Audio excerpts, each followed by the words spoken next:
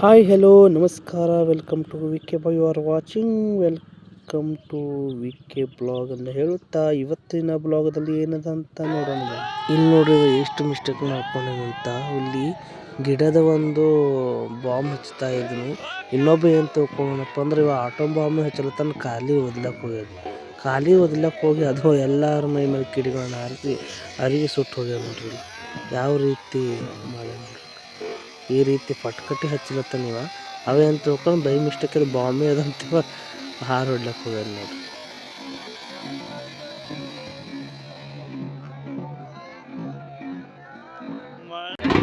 ಇದು ಪಾಲ್ಕಿ ಗುಡಗಿನ ಬಿಡ್ತಿಲ್ಲ ರೀ. ಗುಡಗಿನ ಬಿಟ್ಟ ನಂತರ ಇಲ್ಲ ಅಲ್ಲಿಂದು ಬರೋ ಹಾದಿಗೆ ಯಾರಾದರೂ ಪೂಜೆ ತೆಂಗಿನಕಾಯಿ ಕತ್ತರಿ ಎಲ್ಲ ನೋಡಿದ್ರೆ ಮಾತ್ರ ಅಲ್ಲಿಂದ ಇಲ್ಲಿದ್ರೆ ಅವರು ಇಲ್ಲಿ ಕೆಳಗಡೆ ಚೌಕಿ ಮಠ ಅಂತಂದ್ರೆ ಅಲ್ಲಿ ಚೌಕಿ ಮಠದಾಗ ಬಂದು ಅಲ್ಲೂ ಕೂಡ ಸ್ವಲ್ಪ ನಿಮಿಷ ಪುರಾಣ ಪುರಂತಿಯನ್ನು ಓದಿ ಮತ್ತೆ ರಿಟರ್ನ್ ಏನು ಮಾಡ್ತಾರೆ ಅಂದರೆ ವೀರಭದ್ರೇಶ್ವರನ ಹೆಂಡತಿಯಾದ ಕಾಳಮ್ಮನ ಗುಡಿಗೆ ರಿಟರ್ನ್ ಹೋಗುತ್ತೆ ಬರ್ತಾರೆ ನೋಡ್ರಿ.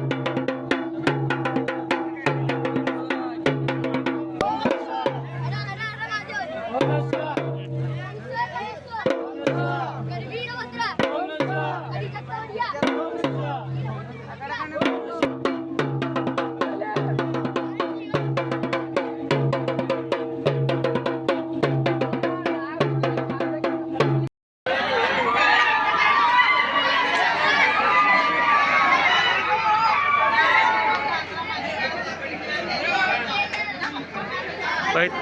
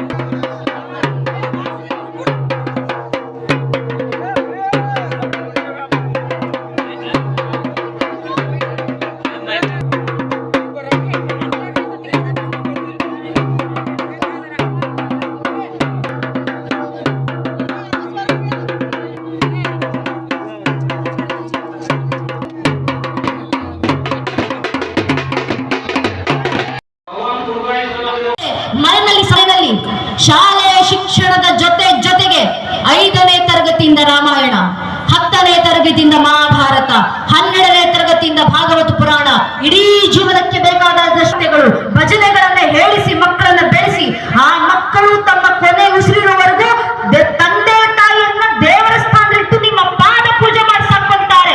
ಕಾರಣ ನನ್ನ ಧರ್ಮ ಮಕ್ಕಳಿಗೆ ಹೇಳ್ಕೊಡುತ್ತೆ ಮಾತೃ ದೇವೋಭವ ಪಿತೃ ದೇವೋಭವ ಅನ್ನೋದನ್ನ.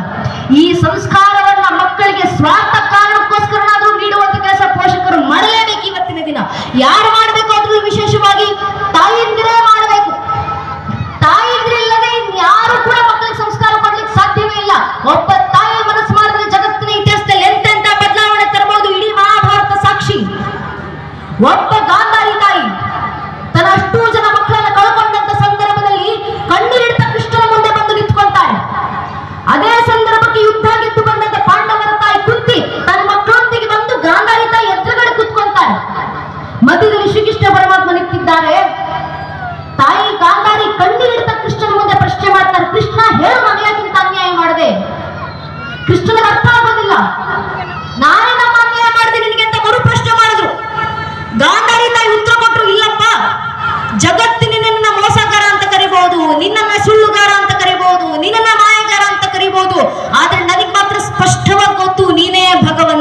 ಹೀಗೆ ನನಗೆ ಯಾಕಿಂತ ಅನ್ಯಾಯ ಮಾಡಿದೆ?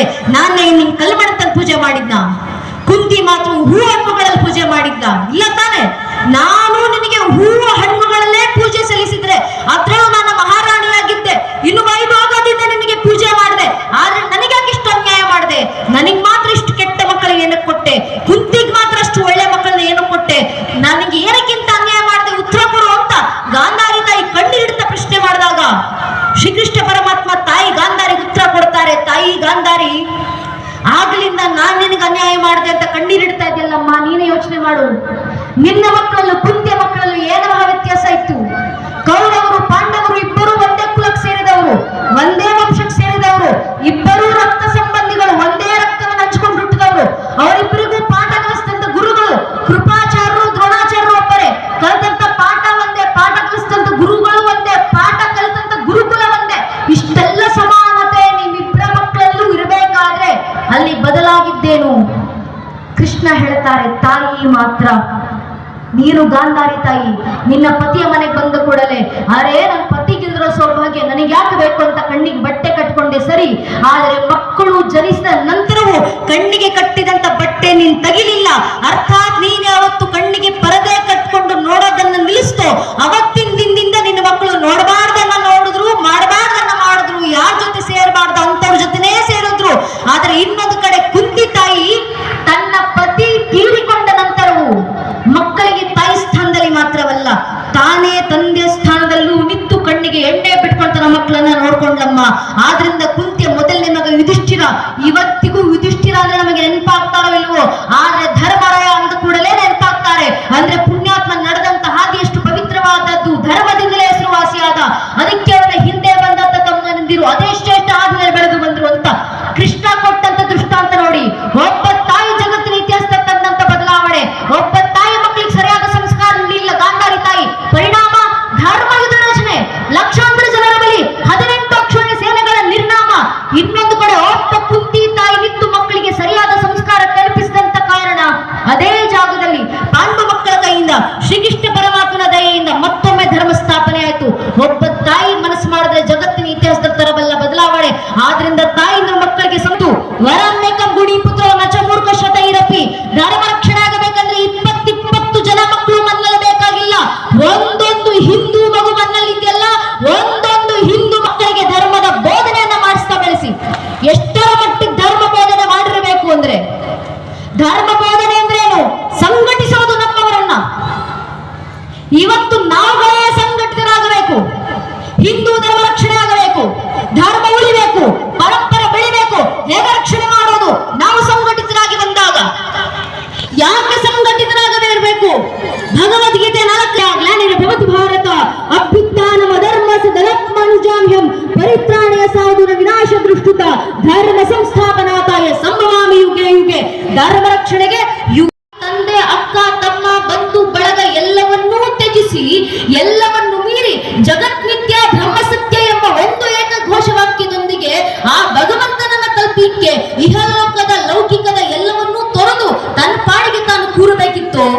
ಇಷ್ಟು ವರ್ಷಗಳ ಕಾಲ ಮಠದಲ್ಲಿ ಕೂರಬೇಕಾಗಿದ್ದಂತ ಆ ಸಂತರು ಜೋಳಿಗೆ ಹೊತ್ಕೊಂಡು ಮನೆಗಳ ಮುಂದೆ ನಿಂತು ಭವತಿ ಭಿಕ್ಷಾಂಗಿ ಅಂತ ಭಿಕ್ಷೆ ಬೇಡಿದ್ದಾರೆ. ಯಾಕೆ ಭಿಕ್ಷೆ ಬೇಡಿದ್ದಾರೆ ಗೊತ್ತೇ? ಮನೆಗಳ ಮುಂದೆ ನಿಂತು ಆ ಸನ್ಯಾಸಿಗಳು ಕೇಳ್ಕೊಂಡಿದ್ದಾರೆ, ಅಮ್ಮ ನಿನ್ನ ಮನ್ನಲ್ಲಿ ಅಕ್ಕಿ ಇದ್ರೆ ನನ್ನ ಜೋಳಿಗೆಗೆ ಅಕ್ಕಿ ಹಾಕಮ್ಮ, ಅದೇ ಅಕ್ಕಿಯನ್ನ ಬೇಯಿಸಿ ನನ್ನ ಮಠದಲ್ಲಿ ಒಂದಷ್ಟು ಜನ ಮಕ್ಕಳಿಗೆ ವಿದ್ಯಾಭ್ಯಾಸ ಮಾಡಿಸ್ತಿದ್ದೀನಿ, ಆ ಮಕ್ಕಳಿಗೆ ಅನ್ನ ಮಾಡಿ ಹಾಕ್ತೀನಿ, ಭಿಕ್ಷೆ ಕೊಡು ಅಂತ ಮನೆಗಳ ಮುಂದೆ ನಿಂತು ಭಿಕ್ಷೆ ಬೇಡಿದ್ರಲ್ಲ ನಮ್ಮ ಸನ್ಯಾಸಿಗಳು. ಯಾಕೆ?